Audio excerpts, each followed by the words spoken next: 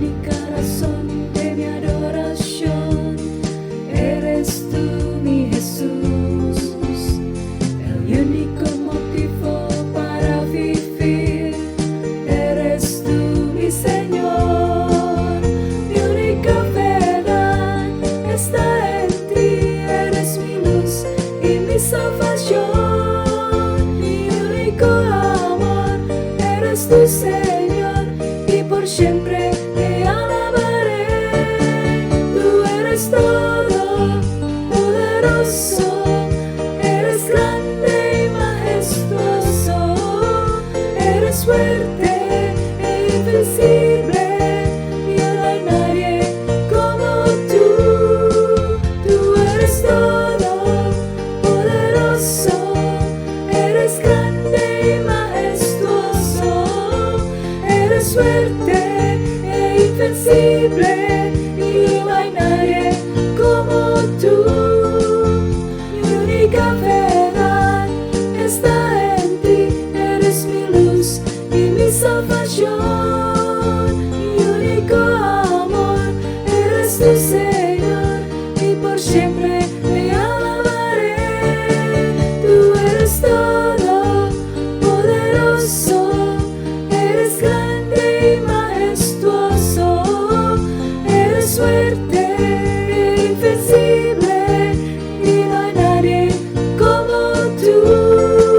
Tú eres todo poderoso, eres grande y majestuoso, eres fuerte e invencible, y no hay nadie como tú. Tú eres todo poderoso, eres grande y majestuoso, eres fuerte e invencible, y no hay nadie como tú.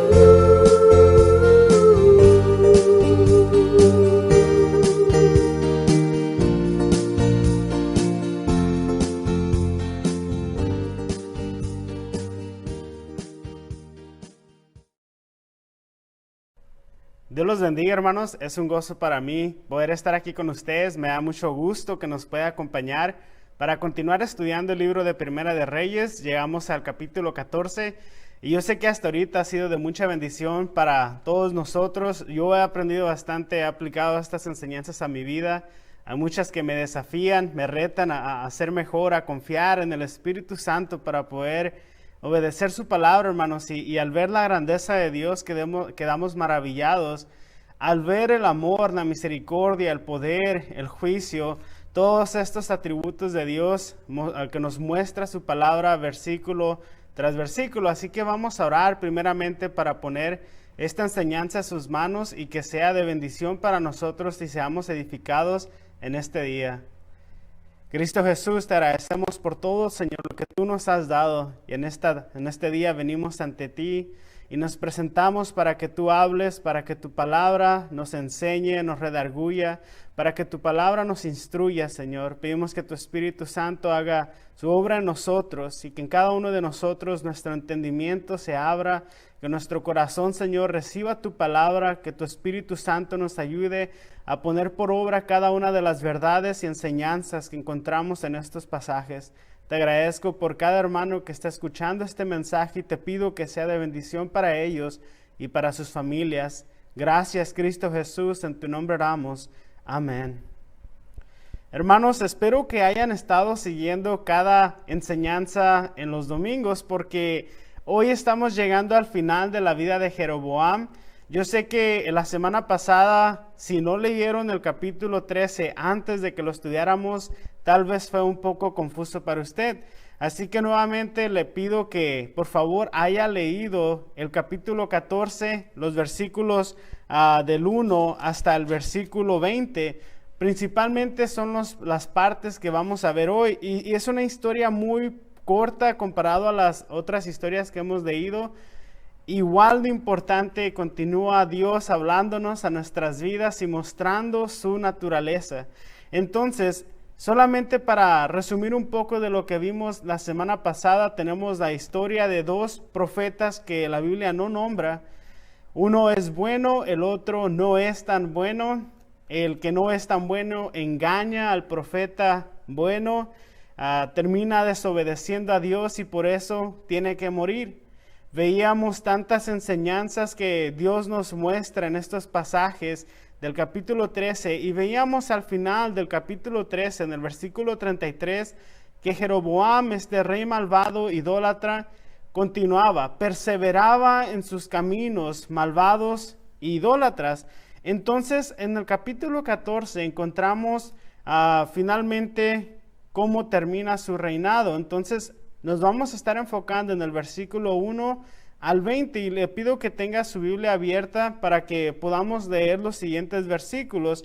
Y vamos a empezar con el versículo 1 acerca de cómo empieza este relato. Y dice lo siguiente, Primera de Reyes, capítulo 14, el versículo 1. En ese tiempo, Abías, hijo de Jeroboam, se enfermó gravemente.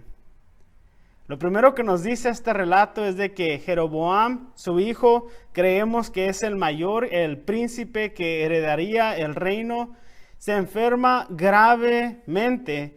Y si recordábamos, hermanos, cómo terminamos la vez pasada, veíamos que Jeroboam continuaba adorando sus becerros de oro que había construido, los puso en cada extremo de su reino, y el pueblo perseveraba en esta idolatría. Y lo que nos viene a decir el versículo 14 es de que en medio de esta idolatría, en medio de estas prácticas que tenía Jeroboam, nombrando a sacerdotes de la gente común y tantas fallas que nos muestra la Biblia acerca de él, su hijo cae enfermo grandemente. Entonces, esta enfermedad, hermanos, venía directamente sobre la familia de Jeroboam por profanar y prostituir al pueblo de Israel en la idolatría. Era una causa directa del juicio de Dios sobre la familia de Jeroboam, y esto lo sabemos por el juicio de Dios sobre Jeroboam en el capítulo 13. Entonces, a respuesta de esto, Jeroboam se le ocurre lo siguiente. Vamos a leer el versículo 2 y 3. Por eso Jeroboam le dijo a su esposa: disfrázate para que nadie se dé cuenta de que eres mi esposa, y ve a ver el profeta Ahías en Silo, el hombre que me dijo que yo sería rey. Llévale de regalo 10 hogazas de pan, algunos pasteles y un frasco de miel, y pregúntale qué le sucederá al niño. Entonces este rey Jeroboam, que ha perseverado en todos sus malos caminos, que ha desobedecido a Dios totalmente, se acuerda de que hay un profeta que le había dicho a él que él sería rey después de Salomón. Recordamos, Jeroboam era un hombre que Dios había escogido y se le ofreció lo mismo que Dios le había ofrecido a Salomón, una dinastía que estaría guardada y protegida, y estaría una dinastía estable si solamente obedecían a Dios. Sabemos que Jeroboam fue un hombre terrible, un rey que llevó al pueblo de cabeza y de frente en cuanto a las prácticas paganas que tenían. Así que se acuerda de que hay un hombre de Dios, el mismo que le dio la profecía que él sería rey, y le dice a su esposa que se disfrace para llevar al niño. Entonces, Jeroboam estaba en esta gran aflicción. Recordamos que él ya había pasado diferentes señales, diferentes juicios que Dios le había señalado. Recordamos que en el capítulo 13 la mano se le puso, se le endureció y no la podía mover, y ahí Dios le hizo un milagro. En ese momento él le clama al hombre de Dios que lo sane, y Dios respondió.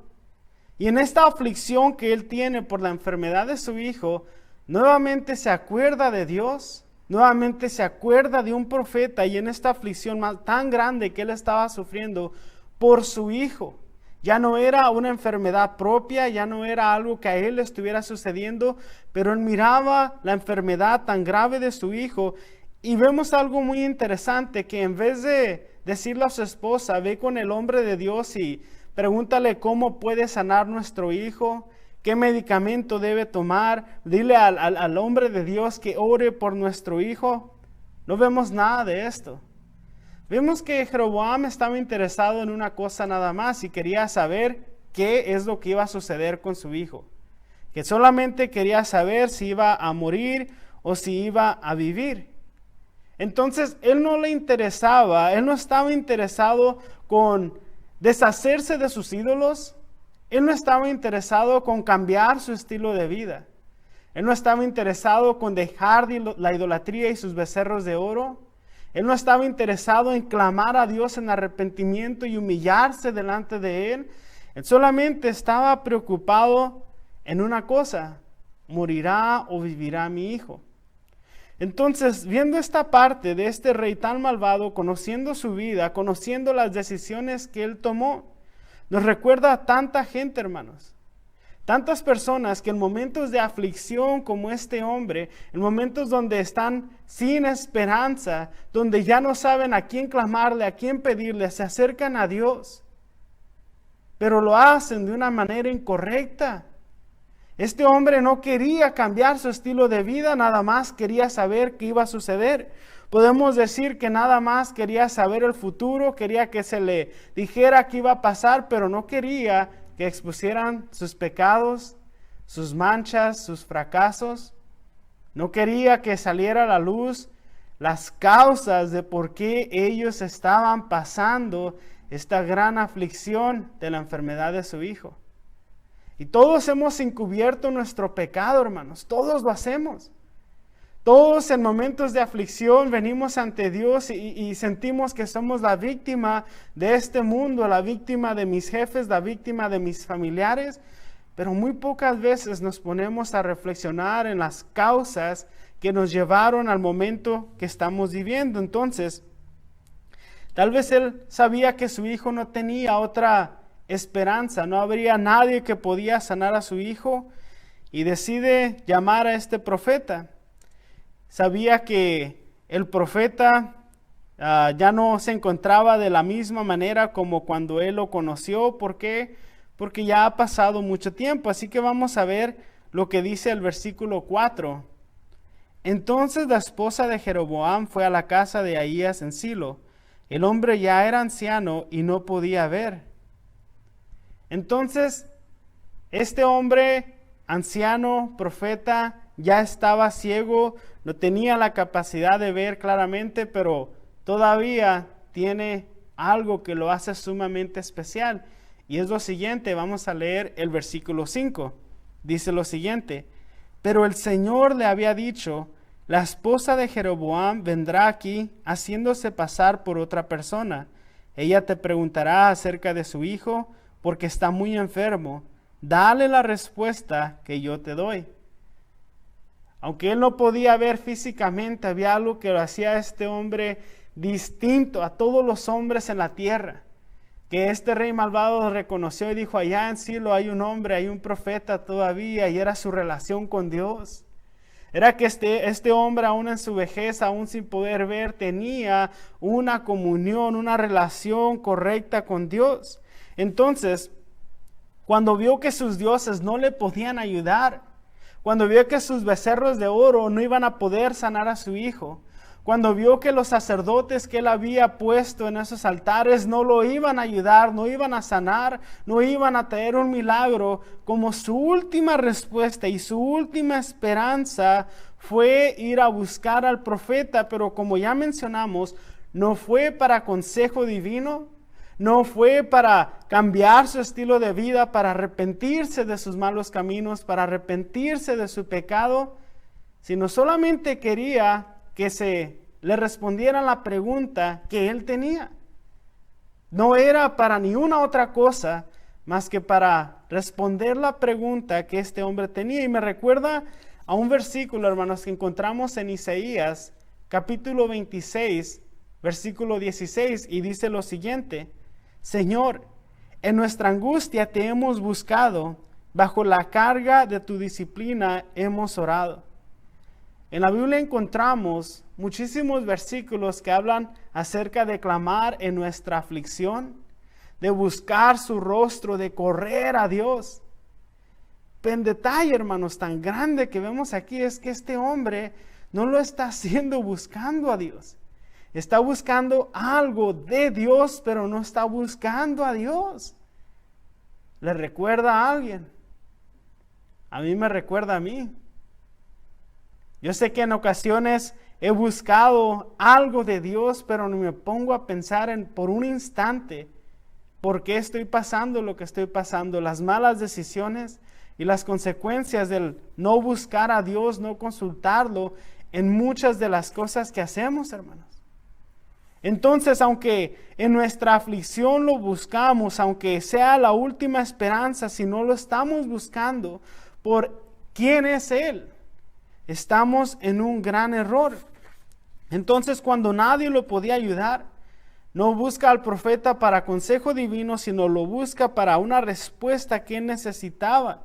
Entonces, aquí la enfermedad de su hijo causó que Jeroboam se acordara de un ministro, que se acordara de un profeta. ¿Y cuántas personas viven su vida así? Pasa un problema y se acuerdan de su familiar que es cristiano, del pastor de la iglesia en la que se congregaban, del hermano de la iglesia que ora muy bonito y lo buscan, lo contactan, se ponen en comunicación con él para que ore, para que tenga su familia bajo la protección de Dios. ¿Cuántas personas por enfermedad, por tribulación, por problema, por conflicto, no se acuerdan en ese momento de aquel hombre o aquella mujer de Dios? Y no tiene nada de malo esto, hermano. Aleluya, gloria a Dios que Dios está usando este momento para que ellos busquen de Él. El problema es que ellos saben que su pecado en ese momento los descalifica. Ellos en ese momento saben que su pecado es tan grande que no pueden venir directamente ante Dios y por lo tanto no se sienten cómodos viniendo ante Él. Y necesitan que alguien más sea el intermediario, que alguien más hable a través o por ellos. Entonces se acercan con el ministro, con la hermana, con el hermano y buscan consuelo, palabras que los hagan sentir bien. Palabras que sacien esa tormenta que hay en su corazón. Buscan palabras de ánimo, pero solamente están causándose un problema a ellos mismos y causándole un problema a ese ministro. Porque si no están dispuestos a cambiar su estilo de vida, arrepentirse, venir humilladamente ante Dios, quebrantarse, nada de esto les va a ayudar. No va a solucionar nada.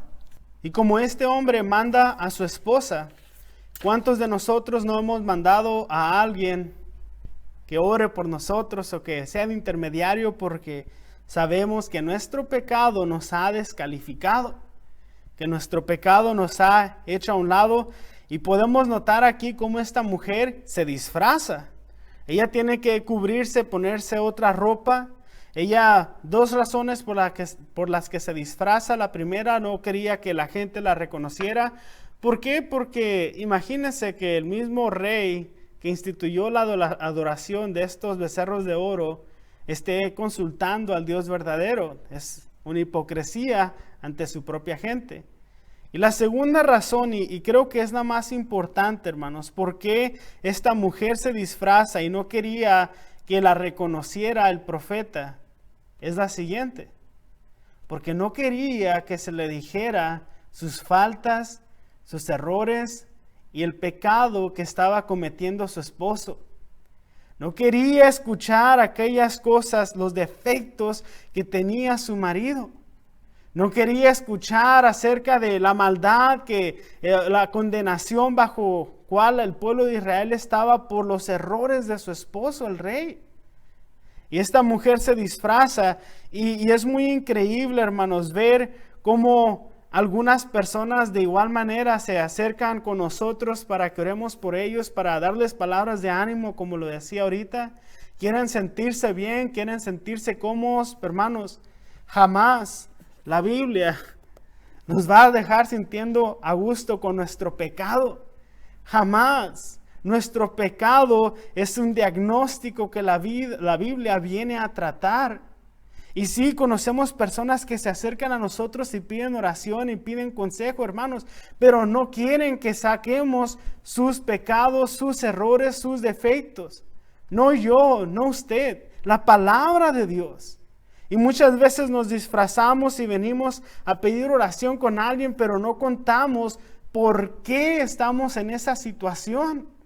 ni los pensamientos pecaminosos que tenemos, ni las cosas que no debemos hacer que continuamos haciendo. Y nos disfrazamos porque no queremos escuchar. Así que en público compartimos nada más nuestro problema, pero no compartimos el por qué estamos en ese problema. La Biblia, hermanos, dice la palabra de Dios en Hebreos que escudriña lo más profundo de nuestro ser, discierne las intenciones, hasta lo más profundo. No podemos esconder nada de Dios. Entonces, esta mujer quería escuchar y este hombre, Jeroboam, nada más querían escuchar la respuesta a su pregunta, pero no querían escuchar todo lo que Dios quería que supieran. Este es un versículo que encontramos en el libro de Hechos. Voy a leer del versículo 22 al 27. Esto es una conversación que tiene Pablo con los ancianos de Éfeso. Es muy importante, por favor, preste la atención. Dice lo siguiente: ahora estoy obligado por el Espíritu a ir a Jerusalén. No sé lo que me espera ahí, solo que el Espíritu Santo me dice que en ciudad tras ciudad me esperan cárcel y sufrimiento. Pero mi vida no vale nada para mí a menos que la use para terminar la tarea que me asignó el Señor Jesús, la tarea de contarles a otros las buenas noticias acerca de la maravillosa gracia de Dios. Ahora sé que ninguno de ustedes, a quienes les he predicado del reino, volverá a verme.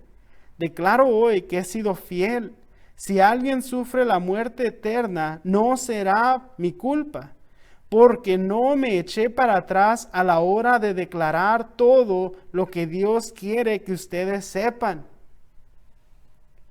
Leí esta parte para entender un poco del contexto. Pablo les está diciendo: el Espíritu me está llamando a Jerusalén.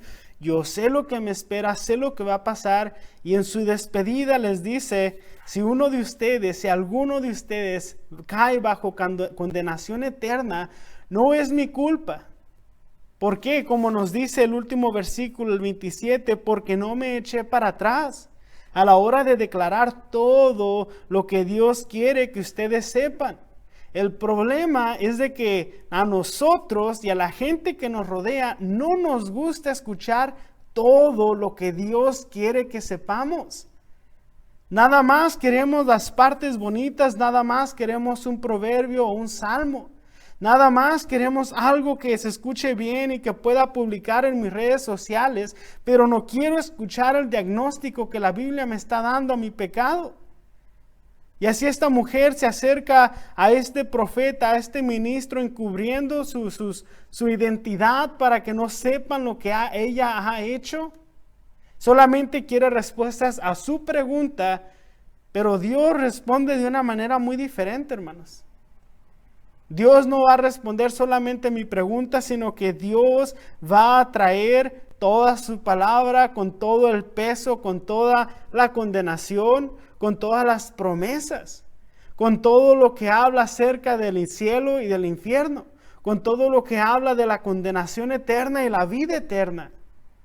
Pablo mismo lo dice: yo les he predicado, les he dicho todo lo que Dios quiere que ustedes sepan. Y por eso encontramos, como esta mujer, que muchos de nosotros hoy nos encontramos en el mismo dilema.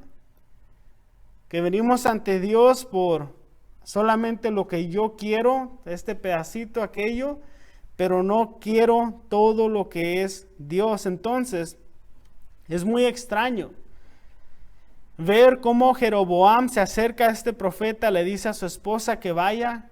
Jeroboam creía que Dios tenía el poder para sanar a su hijo, por lo menos para decirle qué es lo que iba a suceder con la salud de su hijo, si iba a morir o iba a vivir. Pero es muy increíble ver que al momento que creía que Dios tenía el poder para ver el futuro de su hijo, ¿acaso Dios no se iba a dar cuenta que esta mujer iba disfrazada? ¿Acaso no le cayó en mente de que Dios obviamente iba a saber quién se acercaba a hacer esta pregunta? Tal vez él pensó que Dios era como sus becerros de oro. tal vez le quitó algunos atributos a Dios y lo hizo menos y pensó que podía nada más recibir lo que él quisiera. Hermanos, tenemos que recibir la palabra de Dios y a Dios como Él es, no nada más lo que yo quiero. Entonces, Dios le dice a Ahías que la esposa de Jeroboam se va a acercar, y es lo que leíamos en el versículo 5. Ahora voy a leer el versículo 6, dice lo siguiente: así que cuando Ahías oyó los pasos de la mujer en la puerta, le dijo: entra, esposa de Jeroboam, ¿por qué te has hecho pasar por otra persona? Luego dijo: tengo malas noticias para darte. Entonces en el versículo 5 Dios le dice a Ahías que esta mujer vendría, y en la última parte del versículo 5 dice: dale la respuesta que yo te doy. Y en el versículo 6, antes de que la mujer se presente, antes de que la mujer diga cualquier cosa, el profeta la llama, le dice quién es, y antes de que haga cualquier pregunta, el profeta le dice: tengo malas noticias para ti. Entonces, ¿qué fue lo que le dio la habilidad a este profeta saber que esta mujer vendría? Dios, hermanos. Este era un hombre usado por Dios, tenía un ministerio. Entonces lo que vemos aquí es de que esta mujer, como mencionábamos, venía con un disfraz, venía para solamente preguntar acerca de su hijo, pero llegó el momento en donde es descubierta. Y llegará un día, hermanos, donde cada uno de nosotros estaremos desnudos completamente, moralmente, ante Dios. Y seremos juzgados por todas las obras que hayamos hecho. Llegará un día donde nosotros también seremos descubiertos por quién realmente somos. Entonces, hay muchos pecadores con apariencia de santidad.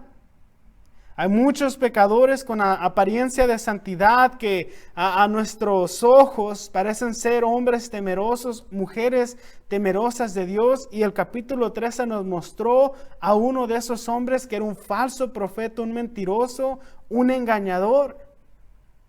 Pero llegó el momento donde todo se va a descubrir, y para esta mujer, antes de que ella se presente y diga cualquier cosa, Dios ya la había descubierto. Entonces, aunque ella se puso este disfraz, quiso engañar al profeta en cuanto a su identidad, Dios la conoce igual como Dios conoce a cada uno de nosotros. No hay nada, hermanos, que nosotros podamos hacer. Y Dios la llama específicamente, sabía quién era. Y llegará el día donde cada uno de nosotros seremos llamados también.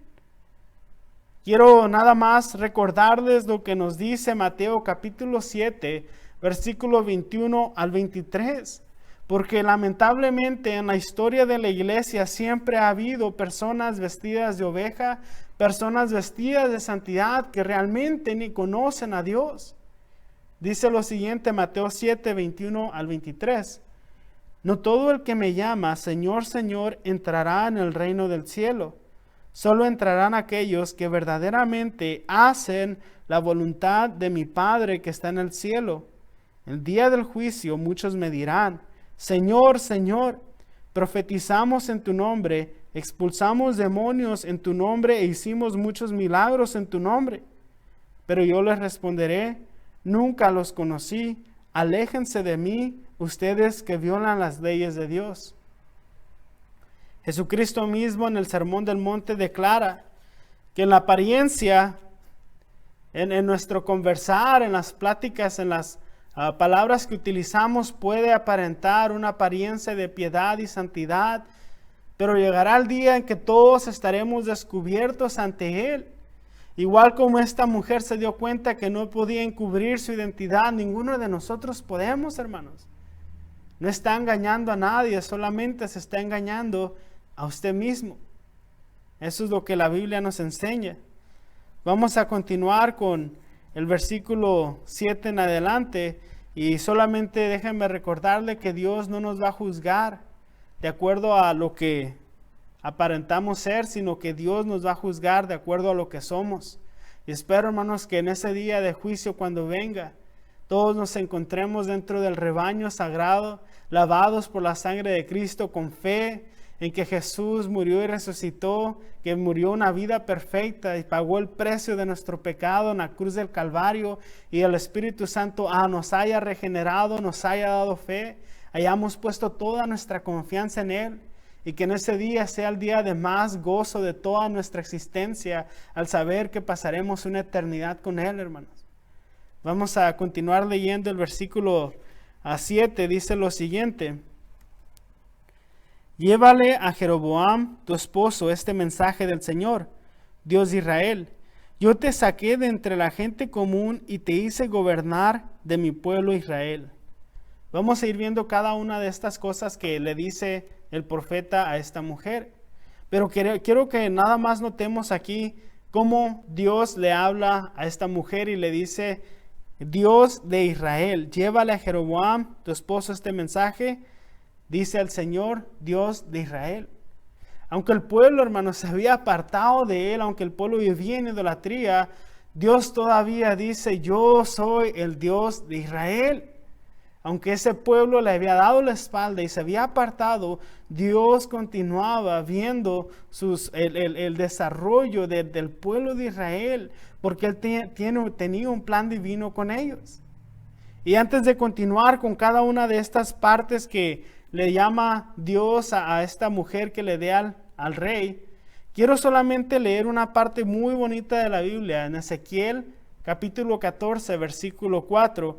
Esto es en respuestas que Dios le da al pueblo. ¿Cómo Dios le responde al pueblo? Esta mujer se acerca con una pregunta, pero ¿cómo va a contestar Dios?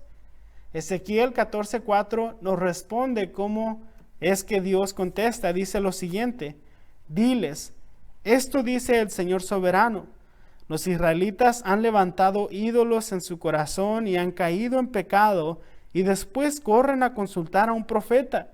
Así que yo, el Señor, les daré la clase de respuesta que merece su gran idolatría. Increíble, hermanos, a Dios todo lo ve, nada lo podemos engañar. Él sabe todo lo que hay, incluso en nuestro corazón. Y dice: yo sé que salen corriendo a buscar a los profetas, pero ustedes tienen un corazón idólatra. Y les voy a dar la respuesta conforme a la gran idolatría que están practicando. ¿Cómo será la respuesta de Dios? La estamos empezando a ver. Entonces aquí en el versículo 7 vimos como Dios le dice: yo te llamé de la gente común.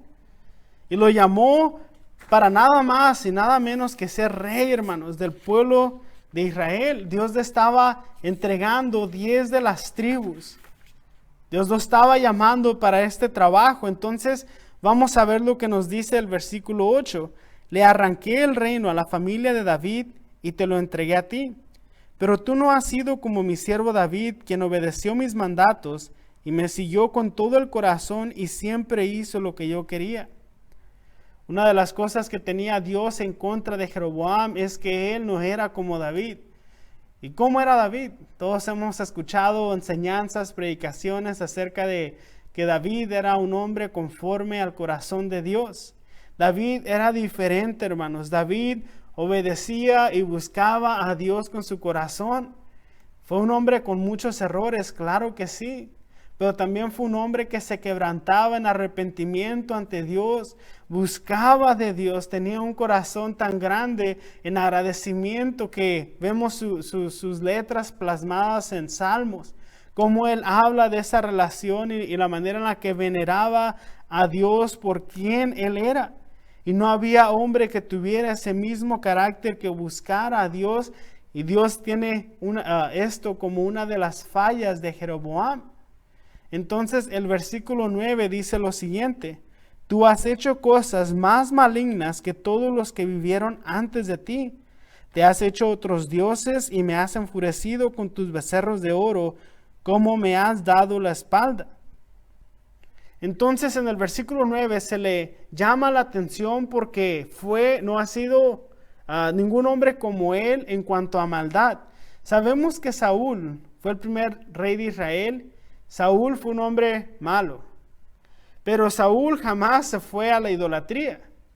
Sabemos que Salomón fue idólatra la última parte de su vida, pero nunca causó que el pueblo se fuera a la idolatría completamente, como lo vemos con Jeroboam cuando hace estos becerros de oro.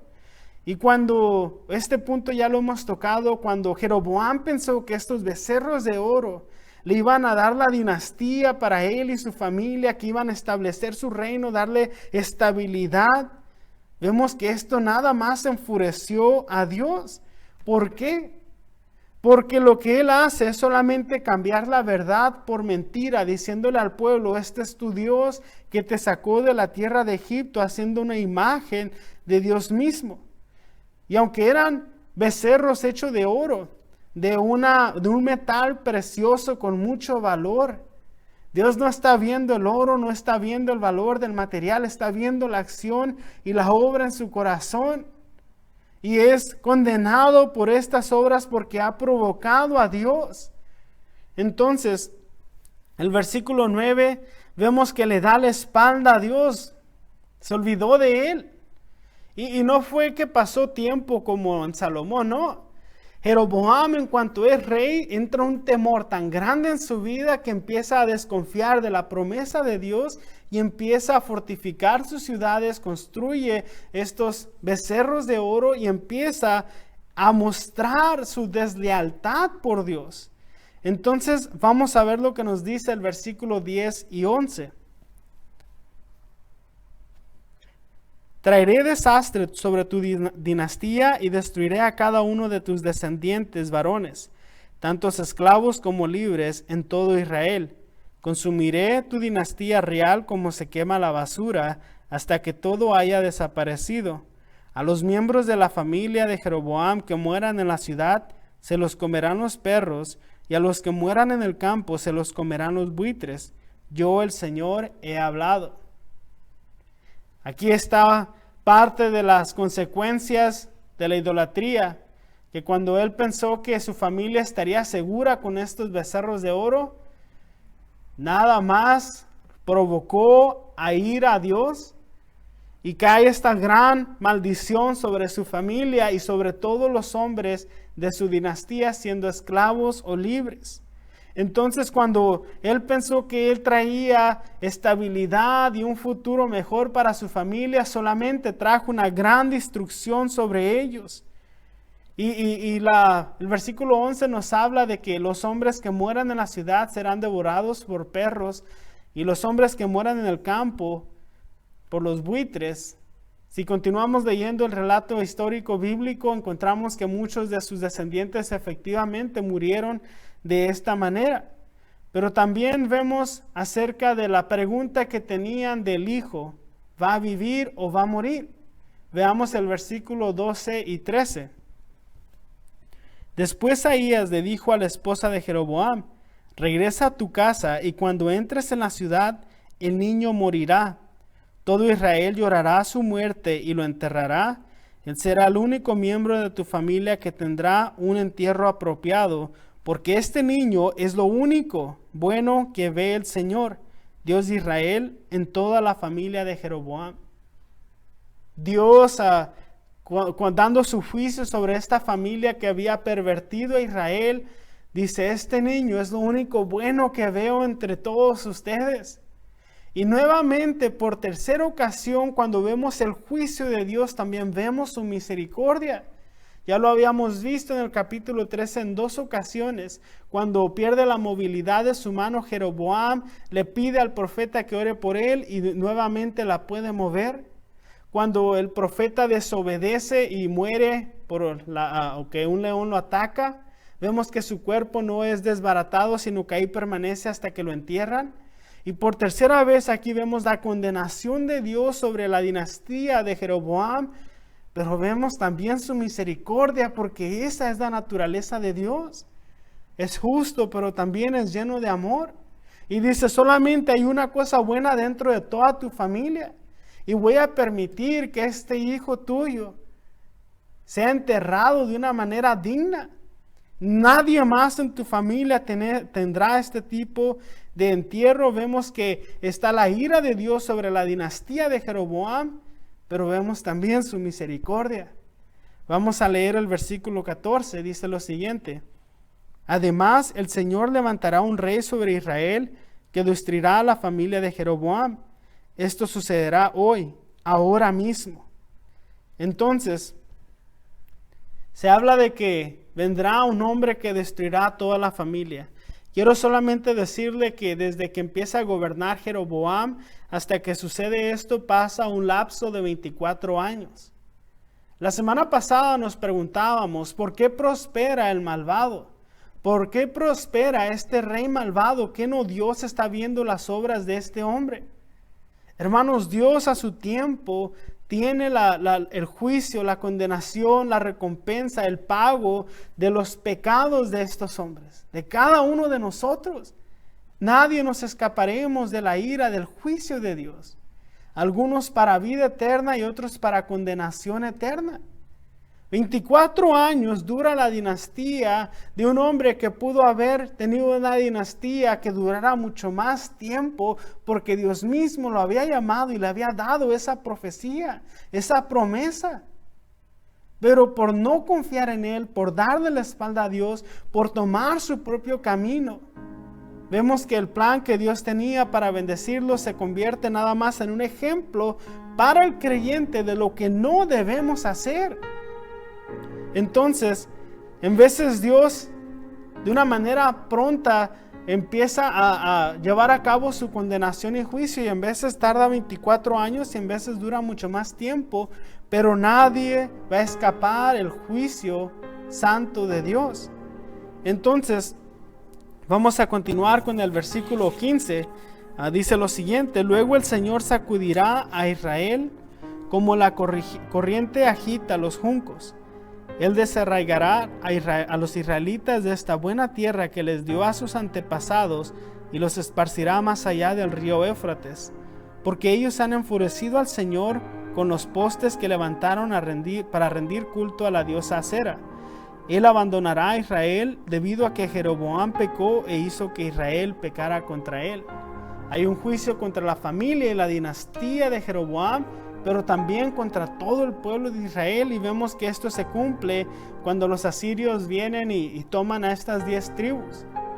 Los asirios eran un pueblo vecino, pagano, y vienen y los toman a ellos como esclavos por cientos de años, y dice el versículo 16: Él abandonará a Israel debido a que Jeroboam pecó e hizo que Israel pecara contra él. El pueblo también practicó y vivía en idolatría, y por lo tanto también tiene este juicio, y vemos que se cumple. Vamos a terminar con el versículo 17, dice lo siguiente: entonces la esposa de Jeroboam regresó a Tirsa, y el niño murió en el momento que ella atravesaba la puerta de su casa. Viene entrando la mujer, y como le dijo el profeta, cuando tú regreses, en cuanto pongas pie en la ciudad, morirá tu hijo. Y vemos que eso es exactamente lo que sucedió. Y esto fue el principio de la condenación de Dios sobre la dinastía de Jeroboam. A partir de ahí empieza Dios a llevar a cabo su justicia sobre este hombre y el pueblo de Israel. Y vemos que la muerte de Jeroboam la encontramos en 2 de Corintios, en el capítulo 13, versículo 20, y solamente quiero leerle este versículo para que veamos cómo murió. Dice lo siguiente: de modo que Jeroboam de Israel nunca recuperó su poder mientras vivió Abías, y finalmente el Señor lo hirió y murió. Vemos que Dios lo hiere, una enfermedad, tal vez algo grave, y muere este hombre. Jamás volvió a recuperar su reino, su poder, lo que él pensó que iba a durar por muchas generaciones.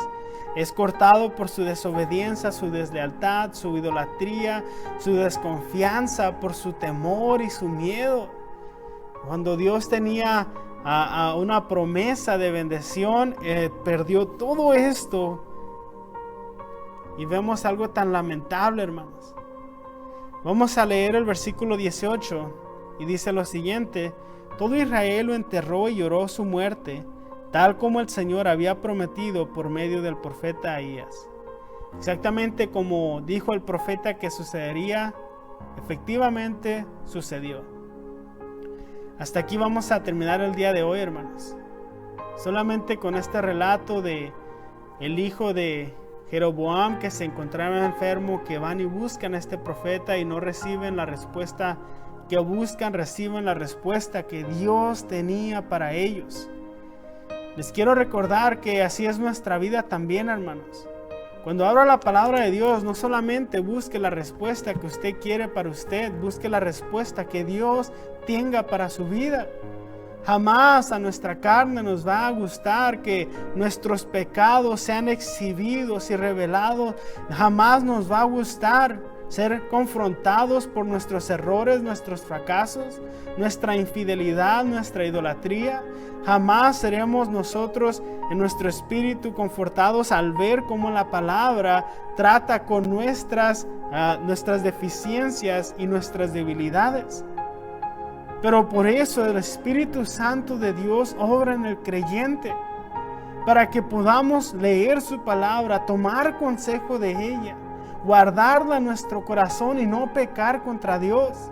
Es su Espíritu Santo el que nos da dominio propio. Es su Espíritu Santo que nos ayuda a huir del pecado. Cuando antes éramos esclavos de Satanás, esclavos del pecado, que obedecíamos a la carne, hoy somos hijos de Dios y su Espíritu Santo habita en nosotros. Quiero recordarle que no podemos escondernos de Dios ni ocultar nada.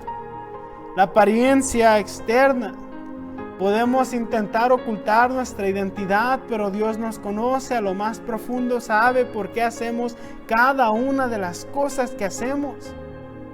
No espera que sea demasiado tarde y que sea el día del juicio final y condenación de Dios para que usted se dé cuenta de sus malos caminos, que no pudo engañar a Dios. Usted conoce cómo ha vivido su vida. ¿Con qué apariencia, con qué disfraz se ha presentado al mundo?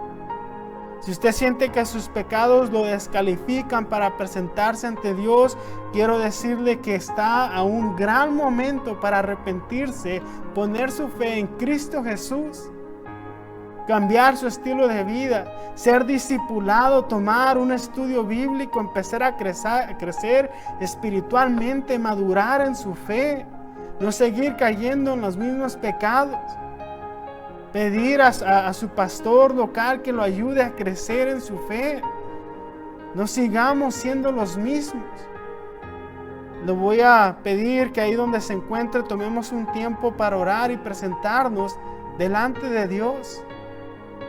Y que cada una de las cosas que su Espíritu Santo nos redarguya las podamos presentar ante Él y pedirle perdón. Que podamos vivir en obediencia de acuerdo a su palabra. Padre, te agradecemos por el mensaje que hemos escuchado en este día. Te agradecemos por las palabras que encontramos en la Biblia. Gracias porque cada una de ellas, Señor, trae instrucción a nuestra vida. Te agradecemos porque pudimos estudiar estos pasajes, Señor, donde vemos que no hay nada oculto para ti, nada más nos engañamos a nosotros mismos. Y lamentablemente hay muchas veces que vivimos engañándonos cada vez que haciendo cosas que no debemos, con una apariencia de piedad y de santidad cuando realmente no vivimos en obediencia, Señor. Te pedimos que tu Espíritu Santo nos ayude, nos redarguya, podamos traer estas cosas y confesarlas ante ti, pedir perdón, venir con un corazón arrepentido. Y buscar que tu Espíritu Santo nos ayude a vivir de una manera que te agrade, Señor, buscando y haciendo tu voluntad. Que estos mensajes, Señor, no sean solamente para que tengamos más conocimiento del Antiguo Testamento, sino que haya un cambio verdadero en nuestras vidas. Que podamos, Señor, honrarte y glorificarte y compartir con otros la luz y la salvación que hay en tu palabra, Señor. Compartir las buenas nuevas. Señor, te pido por cada miembro de la congregación que escuche este mensaje, por favor bendice su vida, Señor, redargúyelos, tráelos, Señor, a una relación de madurez en ti, Señor, que te conozcan, que busquen de tu palabra y busquemos, Señor, obedecerte. Pedimos todo esto y te agradecemos, Cristo Jesús. Amén.